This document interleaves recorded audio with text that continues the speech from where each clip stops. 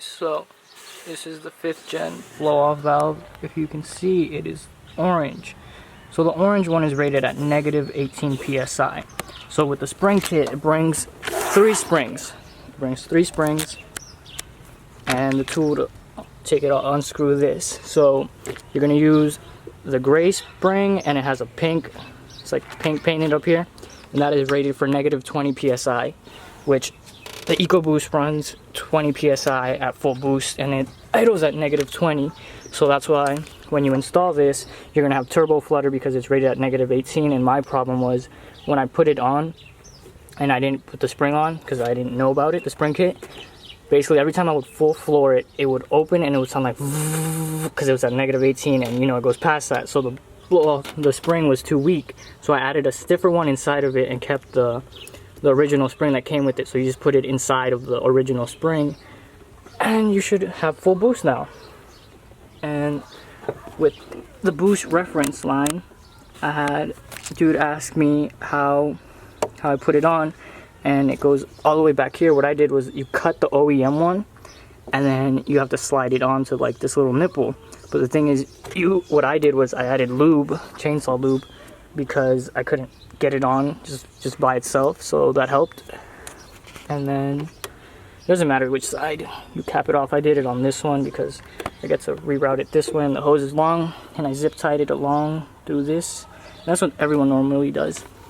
And then is the free EcoBoost mod that I found, and it turned out to actually help. And what's great about this kit is I have it plugged out right there, but you can add extra little things in case I ever want to do meth, you know, just put it on the spot, setting off.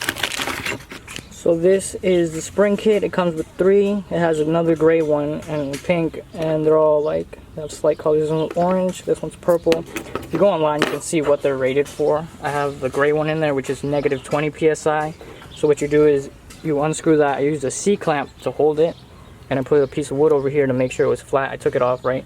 Unscrewed that. And then all you do is you get the stock, say this is the stock spring, you get the gray one with the pink on it, and then you'll just, you know, slide it in, you know, make sure it goes in there. And then once it's in there, you're gonna have to like compress, you're gonna have to like put the spring in there and then try to like push it down. It's gonna be a little hard, and make sure this silver part stays aligned, because sometimes it'll like shift and it'll tilt like that and then it won't work. So make sure it's all perfectly aligned, and then you clamp it down again with your hands. And then usually it's like a 2-person job would help, because then they can just screw it on while you're like clamping it down. And then, you know, you screw it, and then it's really hard to take off, you know, the teeth. So this is an example of how it goes on. You can see those teeth go onto the groove, and basically what my dad did, because I was just trying to like pull it, like, you know, like push it, but like that's when it was off on the clamp. What he did was he just put it on, and I was holding the clamp, so I recommended a table clamp. I just used a C-clamp, and then he just like hit it a couple times like that, and it loosened it up. And then you unscrew it, and then the clamp is going to hold it, because if you just unscrew this, it's going to shoot out. So then you slowly decompress the clamp, and it'll just open.